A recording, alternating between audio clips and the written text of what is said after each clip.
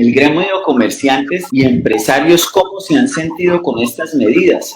Hace poco salió en Fedesarrollo un estudio que calcula que este nuevo pico de pandemia va a generar un costo de entre 8.3 y 12.5 billones de pesos, de los cuales en cada región norte de Santander va a ser el noveno departamento que más dinero va a perder. No me parece tan grave, teniendo en cuenta que Cúcuta es la sexta ciudad más poblada. Pero, ¿qué piensan los comerciantes? Tenemos que ver el espectro económico y no generalizarlo. Por ejemplo, en ese momento con José Luis hemos venido llevando unos acercamientos con el gobierno departamental y local porque hay unos temas muy importantes que para los gremios específicos, por ejemplo, el sector nocturno, tema turismo, hotelero, servicios, hay unas cosas que los ha afectado particularmente, por ejemplo, pero para otros temas, gremios productivos, manufactura, confección, ellos los han llevado diferentes. En un principio, los cierres, pero por la medida que los decretos fueron avanzando, se dejó estipulada que toda la productividad no podía detenerse y pues si bien se ralentizó en un comienzo, después ya un poco más de claridad, temas de operatividad, logística, hubo muchos temas que de pronto ustedes no conocieron, pero con la alcaldía municipal, la alcaldía departamental, hubo muchos debates en, por ejemplo, la operatividad logística, carga y descarga, cómo iban a hacer, cómo iban a hacerse en esos cierres. Lo que sí es cierto, y lo tenemos muy claro desde las cámaras de comercio a nivel nacional y nuestro presidente, el doctor Domínguez, ha llevado este mensaje, ustedes lo han visto de pronto ahora con todos los gremios también. Yo creo que la medida de la restricción, el cierre, es lo último a lo que debemos llegar, pero yo creo que es un momento también de que revisemos entre todos, y es lo que venimos haciendo, a cómo vamos a afrontar este 2021, de forma tal que la idea es que no, o sea, uno tenemos que preservar la vida, la salud, cuidarnos, es un acto mayor de responsabilidad social que tenemos todos que difundir. No podemos pretender que el aparato productivo, comercial, el sector formal, lleve sobre sus hombros todo esto. Estamos hablando además de una región, tenemos una informalidad del 71%, o sea, estamos diciendo que el 30% está sosteniendo todo, más o menos, tenemos un 30% que está cumpliendo con los decretos, acatando las normas, invirtiendo en los protocolos, cerrando, abriendo cuando marquen.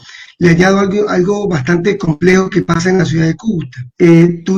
Pasamos del 70.5% de la informalidad al 72.2%, siendo la ciudad de Colombia más alta. Pero aquí hay un problema de fondo bastante delicado y es que somos la segunda ciudad con el desempleo más alto. Tenemos el 20%, bajó del 25 al 20%. Entonces, si usted toma el 72.2% de la informalidad y le pone el 20% de desempleo, estamos hablando que tenemos el 92.2% hoy, digamos, de personas que no tienen empleo o salen todos los días a ver qué se pueden ganar. Entonces, realmente en Cúcuta tienen empleo hoy el 7.8% de las personas activas que pueden trabajar. Entonces, basado en eso, las medidas son buenas, pero realmente para una ciudad tan débil, digamos, donde la economía es informal y es comercial y donde no hay productividad es baja, donde no hay industria, pues se vuelve complejo. En esta encuesta que hubo de Cúcuta, ¿cómo vamos? Que creo que es un termómetro muy útil para nosotros, un 51.7%, es decir, la mayoría, es decir, un poquito más de la mitad, pero es mayoría. Dice que están de acuerdo con un nuevo confinamiento. Vale la pena que los grupos económicos presionen para que se flexibilicen las medidas de aislamiento, para que haya más libertad de movilización, tanto de personas como de empresas. Le quiero contar una particularidad del sector nocturno. Nosotros desde el principio, resulta que cuando nos reunimos con el alcalde y cuando nos hemos reunido con todas las autoridades, incluso hemos dicho que el cierre sea absoluto. ¿Por qué? Porque entre más nos restringamos, pues más rápido salimos. Nosotros, después de agosto, septiembre, cuando se empezó a reactivar la economía, el sector nocturno le pedíamos a las autoridades, por favor, volvamos a cerrar mucho más drásticamente, porque resulta que el día tiene el descontrol y la noche la restricción. Y nosotros, pues, conocemos la noche y veíamos que no era la noche la culpable de los contagios, no era la noche la culpable de las grandes aglomeraciones, y íbamos a las autoridades y le decíamos, por favor, cierre, que la noche no es la culpable, mire dónde están las aglomeraciones, que ya todos sabemos dónde estaban, cuáles eran de pronto los puntos. Nosotros no somos, no, el comercio no se puede cerrar, pero ustedes sí. Teniendo buenos indicadores, ¿usted está de acuerdo con lo que dice José Luis? ¿Las medidas no han sido oportunas o piensa usted que debimos haber sido más estrictos? Desde que empezó la pandemia, salió una estrategia que se llamaba la estrategia del acordeón, en donde iban a haber momentos de apertura y de cierre. Claramente en un mundo ideal donde la contención, por ejemplo, para evitar los picos en los cuales nos hemos encontrado en nuestro país y en norte de Santander, por ejemplo, sería un confinamiento estricto y de una manera, ojalá total, para que fuese o se realizase un corte en la disminución de los casos, como muy bien lo mencionó José Luis. Pero en el tema de la administración pública juegan muchos papeles alrededor. Por ejemplo, ¿qué haríamos con la gran cantidad de trabajadores en la informalidad si lo llegásemos a confirmar? Tendríamos que sacar recursos, obviamente, para buscar las ayudas hacia esas personas. También tendríamos que buscar las ayudas hacia esas grandes empresas, devolviéndome lo que decía José Luis, claramente en un mundo ideal como si fuese Europa, donde tuviésemos recursos para poder dárselos fácilmente a la gente, o en su defecto más del 80% tiene la capacidad de hacer teletrabajo, podría ser el confinamiento total la medida más exacta, sino que en las noches se evidencia o se ha visto y se tienen datos que es donde aumentan los traumas o los ingresos de urgencia que terminan necesitando unidad de cuidado intensivo. ¿Qué tipo de trauma puede ser? Desde un accidente automovilístico porque alguien se encuentra embriagado, o en su defecto como lo puede ser hurtos, asesinatos, intentos de homicidio, etcétera, etcétera, que la gran cantidad de personas terminarán en urgencias y necesitarán una cama de cuidado intensivo. Es una medida más bien preventiva para cuidar camas de unidad de cuidado intensivo. Hay 35 camas por entrar nuevas de parte de la gobernación, y el doctor Fajardo de pronto, claro que lo sabe, y no hay gente. Hoy no hay gente que se meta al tema